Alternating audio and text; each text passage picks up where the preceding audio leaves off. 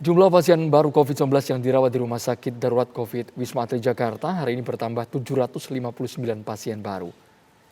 Sedangkan pasien sembuh maupun rujukan serta isoman yang diperbolehkan pulang berjumlah 516 pasien.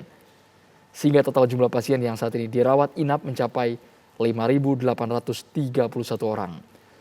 Tingkat keterisian tempat tidur di Wisma Atlet Jakarta mencapai 71% dari total kapasitas 8.173 tempat tidur yang tersedia di 4 tower.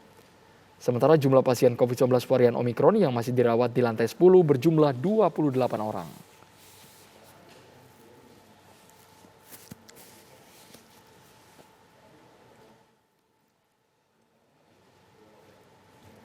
Merebaknya varian Omikron di Indonesia kembali mencatat kasus baru COVID-19 lebih dari 27.000 kasus pada hari Kamis 3 Februari kemarin.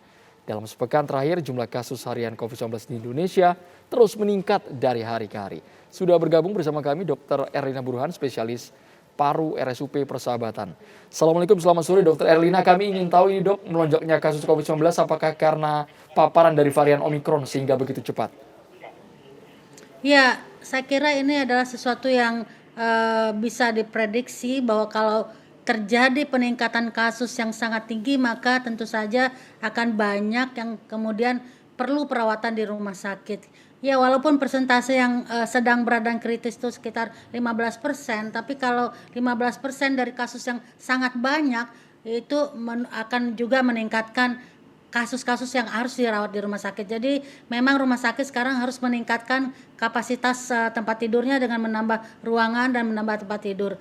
Namun sepertinya kita kan sudah berpengalaman ya waktu eranya Delta, puncak Delta di bulan Juli dan Agustus, itu memang rumah sakit juga terjadi lonjakan kasus yang luar biasa dan mestinya kita sudah berpengalaman dan sepertinya banyak rumah sakit yang memang ditunjuk untuk rujukan kasus COVID ini sedang bersiap-siap untuk menambah tempat tidur dan menambah kapasitas karena memang trennya sekarang terjadi peningkatan kasus, artinya akan juga banyak orang-orang yang datang ke rumah sakit.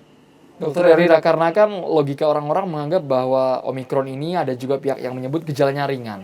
Tapi kenapa tingkat keterisian rumah sakit tadi nyaris penuh khususnya di ibu kota? Ya, jadi memang narasi yang saat ini beredar adalah bahwa gejala klinis dari Omikron ini ringan, tapi sebetulnya yang dimaksud adalah lebih ringan dibandingkan Delta tempo hari yang banyak pasien yang tiba-tiba sesak, lalu kemudian meninggal karena kekurangan oksigen. Itu sebetulnya tidak demikian yang kita lihat pada Omikron, tetapi ada kelompok-kelompok tertentu yang gejalanya kalau mereka terinfeksi itu menjadi lebih berat. Kelompok itu adalah para lansia, kemudian orang-orang dengan komorbid, lalu anak-anak yang memang sistem imunnya belum berkembang, dan orang-orang yang belum divaksin. Jadi 4 kelompok ini adalah orang-orang yang berisiko kalau tertular Omikron yang biasanya lebih ringan dibandingkan Delta, tetapi mereka akan berpotensi mengalami gejala klinis yang berat, begitu. Berarti kalau sekarang, Dokter Erlina, bisa disebut bahwa bukan lagi imported cases, tapi juga merupakan penularan lokal atau komunitas yang terjadi di tanah air, dok? Iya, betul sekali. Sekarang justru penularan lokal atau penularan di komunitas itu sepertinya jauh lebih banyak dibandingkan kasus positif dari kalangan pelaku perjalanan luar negeri. Jadi kalau yang sekarang sudah vaksin lengkap bahkan sudah booster, apakah masih bisa berpotensi terkena Omikron atau memang lebih rendah daya tularnya, Dokter Erlina? Ya, jadi memang karena Omikron ini punya karakteristik satu, sangat mudah menular, ya, daya tularnya sangat tinggi. Kedua, bisa dalam situasi menembus sistem imun kita. Tetapi beruntung sebetulnya bagi orang yang sudah divaksin lengkap, apalagi booster, kalaupun Omikron ini bisa masuk ke tubuhnya dan berkembang biak, tetapi karena ada perlawanan proteksi dari vaksin, maka biasanya gejalanya itu ringan-ringan saja, bahkan sebagian besar tanpa gejala. Itulah makanya kita selalu mengatakan ayo divaksin, lengkapi vaksinasi Anda, dan kalau perlu booster Karena data menunjukkan sebagian besar orang-orang yang terkonfirmasi positif Omikron yang kebetulan sudah divaksin gejalanya ringan dan tanpa gejala. Tetapi bila orang-orang tersebut, ini saya melihat data-data dari rumah sakit kami, contohnya pasien-pasien yang dirawat di ICU, selain mereka adalah lansia dan ada komorbid, itu 75% belum divaksin. Ini yang di ICU ya. Jadi ini menunjukkan bahwa vaksinasi itu memang bermanfaat untuk mencegah jangan sampai bila terinfeksi atau terkonfirmasi itu tidak menjadi berat.